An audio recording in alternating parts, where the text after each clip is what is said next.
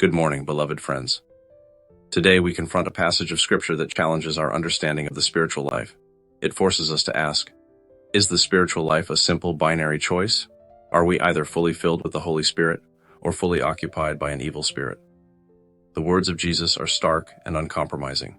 We find them in Luke 11, where Jesus is responding to the accusation that he drives out demons by the power of Beelzebub. He answers with two intertwined, chilling statements: the principle of allegiance, and the parable of the empty house. Whoever is not with me is against me, and whoever does not gather with me scatters. When an impure spirit comes out of a person, it goes through arid places seeking rest and does not find it. Then it says, I will return to the house I left. When it arrives, it finds the house swept clean and put in order. Then it goes and takes 7 other spirits more wicked than itself, and they go in and live there. And the final state of that person is worse than the first. Luke 11:23-26. The short answer to our initial question, as theological commentary reminds us, is that the spiritual reality is more nuanced than a simple either-or. But the deep answer reveals a profound, enduring truth. The spiritual vacuum is the most dangerous state of all. 1. The principle of allegiance. No neutral ground. Luke 11:23.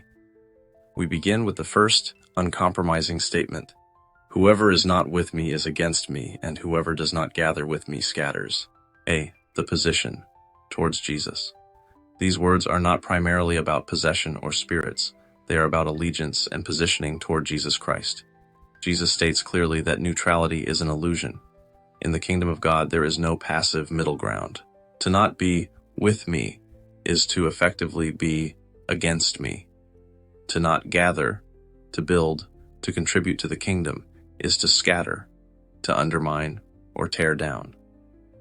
As one commentator notes, this isn't just about active opposition, it's about the lack of constructive, positive spiritual labor with Christ. Our lack of participation becomes, by default, a form of opposition. This sets the stage. Our spiritual life demands an active, chosen position. 2. The peril of the spiritual vacuum. Luke 11:24-25. Next, Jesus shifts to the chilling parable of the unclean spirit leaving a person. The spirit returns to find the house swept clean and put in order, but crucially it is empty, unoccupied. A. Liberation is only the first step.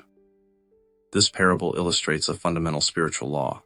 Liberation from evil is only the first step towards spiritual wholeness. The house is swept clean and put in order. This represents moral self-improvement. The person stopped a bad habit, overcame an addiction, or simply cleaned up their life through sheer willpower or human discipline. They have created a void where sin once resided. But Jesus warns that the spiritual vacuum does not remain empty. The moment a space is vacated by evil, it must be filled by good. B. The degrees of wickedness. The returning spirit brings with it 7 other spirits more wicked than itself. This is a key theological insight. There are different degrees of spiritual influence and wickedness among the powers of darkness. The new, multiplied influence is exponentially worse than the first. The commentator John Gill stresses that the house is the heart or inner state of the person. If this heart is merely cleaned but not occupied by a new, powerful influence, it becomes vulnerable. 3. The core truth, filling the void with Christ. This brings us back to the central question and the necessary theological refinement. A. Not a simple binary state. The state of humanity is not simply A. Fully Holy Spirit controlled, or B. Fully demon possessed.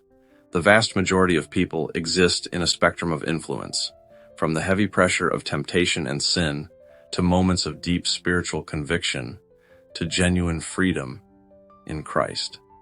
There are many who are not possessed, but who are certainly not fully open to the Holy Spirit either. B. The indispensable need.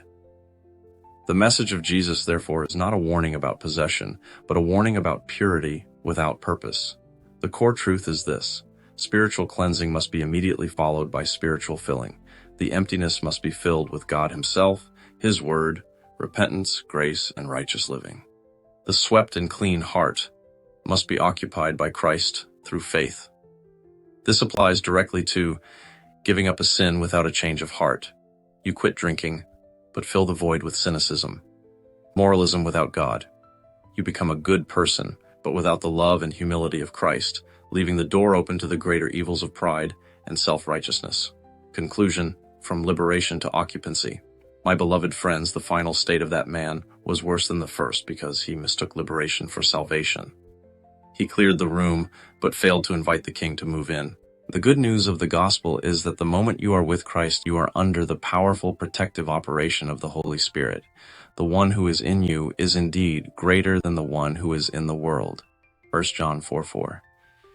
Therefore, our calling today is twofold. Do not be passive.